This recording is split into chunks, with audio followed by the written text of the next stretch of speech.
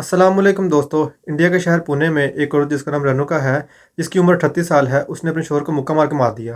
तो अब इस खबर की हकीकत क्या है मैं अभी आपको बताता हूँ। तो अब बात यहाँ पे यह है कि पुणे का रहायशी एक आदमी जिसका नाम निखिल था, जिसकी उम्र 36 साल थी, उससे जो रेणुका थी जिसकी उम्र 38 साल थी, उसकी शादी हुई थी 6 साल पहले। अब इन दोनों की लव मैरिज हुई थी। तो अब जो निखिल था वो एक बिजनेसमैन था। अब एक पोश इलाके में रहते थे। तो अब होता कुछ यूँ है, जो रेणुका है उसकी सालगिरह थी सितंबर में।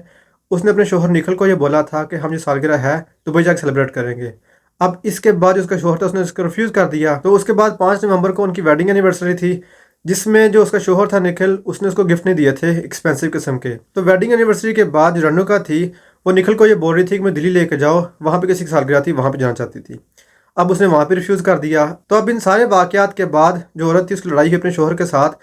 उस लड़ाई के अंदर जो औरत थी उसने मुक्का मारा अपने शोहर के मुंह के ऊपर, उसके नाक पे लगा जाके। तो उस मुक्के के नतीजे के अंदर जो उसका शोहर था उसकी नाक की हड्डी टूट गई, उसी के साथ उसके दांत टूट गए। तो इसी के साथ जो निकल था उसकी ब्लीडिंग स्टार्ट हो गई और इसी के साथ वो बेहोश हो गया। वहाँ पे बेहोश होने के बाद उसको अस्पताल उठा के ले गए और वहाँ जाकर उसकी डेथ हो गई। तो अब ये सारी कहानी थी, इसके पीछे किसकी क्या गलती थी अब आप खुद फैसला कर लें। तो यहाँ तक मेरी बी की वीडियो, बस मुलाकात हो किसी नई वीडियो के साथ।